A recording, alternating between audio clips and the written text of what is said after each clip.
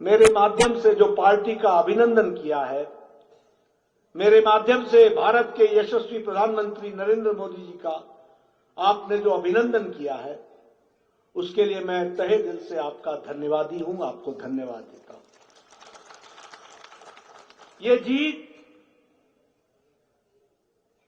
हमारे यशस्वी प्रधानमंत्री मोदी जी के प्रति बिहार की जनता का अटूट विश्वास और अटूट विश्वास के साथ साथ उनके नेतृत्व में देश में आगे बढ़ने का संकल्प, इस पर इस चुनाव के नतीजों ने, बिहार की जनता ने फिर से एक बार मुहर लगाई है। इसके लिए मैं विशेष करके धन्यवाद देता हूं।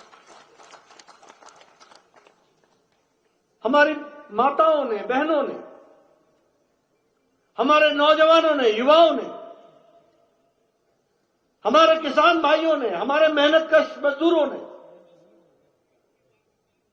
समाज के सभी वर्गों ने बिहार में एक तरफा जीत का संदेश सारे देश को दिया है और राजनीतिक दृष्टि से वो संदेश गया है।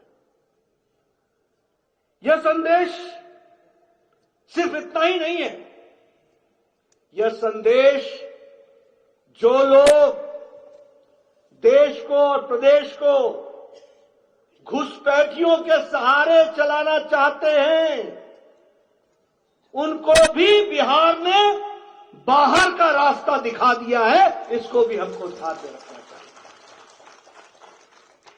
आज देश में ये बहस चल पड़ी, देश कौन चलाएगा? क्या घुसपैठियों के सहारे देश चलेगा, या देश उनके सहारे चलेगा जो देश में हमारे देश के नागरिक, राष्ट्रभक्त, जो देश के लिए दिन रात एक करके आगे बढ़ते हैं? बिहार ने संदेश दे दिया है, तुम जितनी यात्राएं निकालो, तुमको मुंह की खानी पड़ेगी, तुमको बाहर का रास्ता दिखाया जाएगा। यह उन्होंने दिखा दिया। मित्रों, मुझसे पूर्व वक्ताओं ने आपके सामने हमने क्या हिमाचल के लिए किया और वो हिमाचल का क्या कर रहे हैं, ये दोनों तस्वीरें आपके सामने खींचने का प्रयास हुआ है। जब हिमाचल का पीछे चुनाव हो रहा था तो मैं उस समय आपसे मिला था, मैंने आपसे चर्चा की थी। मैंने हिमाचल की जनता को भी कहा था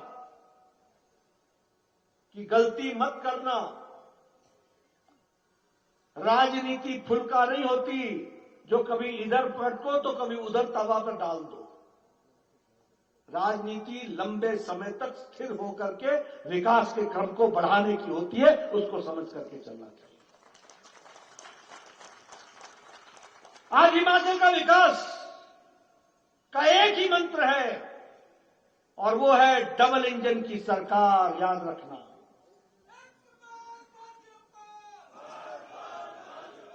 गाड़ी में एक तरफ पहिए होंगे और एक तरफ नहीं होंगे तो गाड़ी चलेगी नहीं।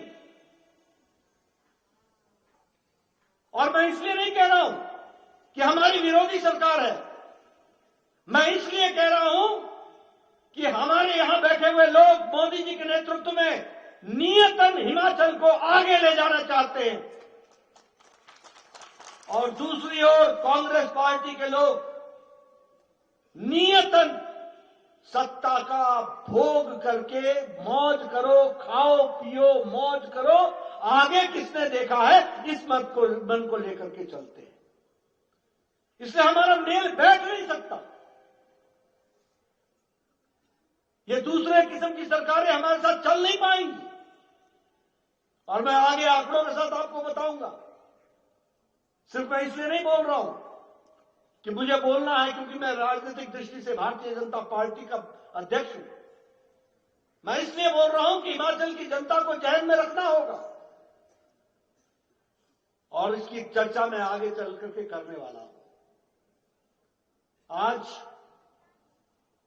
मैं आप सबको इस बात के लिए भी बधाई देना चाहता हूं कि आज मुझे सौभाग्य मिला है कि शिलान्यास करके भूमि पूजन करने का और हिमाचल को, शिमला को एक भव्य पार्टी के कार्यालय का भूमि पूजन का सुअवसर मुझे मिला।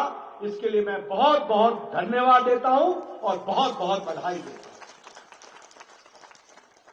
मित्रों, प्रधानमंत्री मोदी जी ने कहा है कि हमारे कार्यालय अच्छे सुसज्जित होने चाहिए, मॉडर्न फैसिलिटीज से इक्विप्ड होने चाहिए, हमारे कार्यकर्ताओं को वहां रिसर्च करने का मौका मिले, सोशल मीडिया को हम अलग से स्थान दें, हमारे रिसर्च की ट्रेनिंग का सेंटर बने, मंथन हो, और इसलिए हर आधुनिक सुविधा के साथ कार्यालय बनाने की योजना उन्होंने हम सबके सामने रखी थी। मुझे बताते हुए खुशी हो रही है कि 787 कार्यालय बनाने का हमने लक्ष्य रखा। जहां जहां हमारा काम है वहां जिले में हमने पार्टी के कार्यालय का 787 का लक्ष्य रखा। 617 कार्यालय बन चुके हैं, जिसमें हिमाचल प्रदेश के भी 9 कार्यालय बन चुके हैं और आगे चल करके 16 कार्यालयों में काम चल रहा है, यानी बचे हुए 11 कार्यालयों में काम चल रहा है। बहुत तीव्र गति से वहां भी कार्यालय बनेंगे।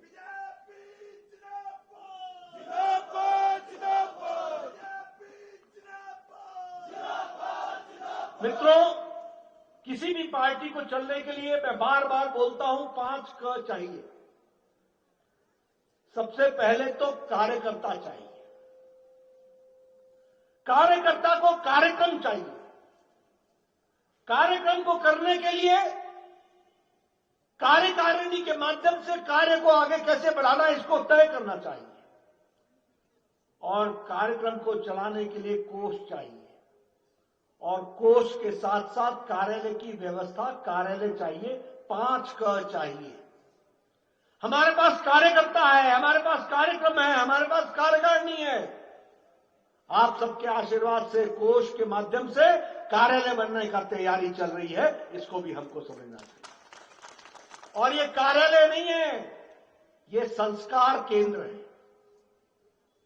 यहां से देश के प्रति समर्पित होकर के किस तरीके से हमको आगे बढ़ना है, जनता की कैसे सेवा करनी है, जनता को किस तरीके से सेवा करते हुए देश को आगे ले जाना है, और जनता की सेवा करते करते भारत को विकसित राष्ट्र बनाना है, इस संकल्प को पूरा करने के लिए इन कार्यालयों का उपयोग करना है, और उसके लिए अपने संस्कारों को और अच्छा बनाने का कार्यालय भी माध्यम बनता है। इसको हमको समझना है।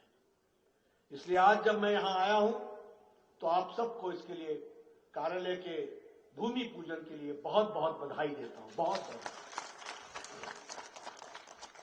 अनुराग जी ने कहा कि पहले कार्यालय बनेगा या सरकार बनेगी।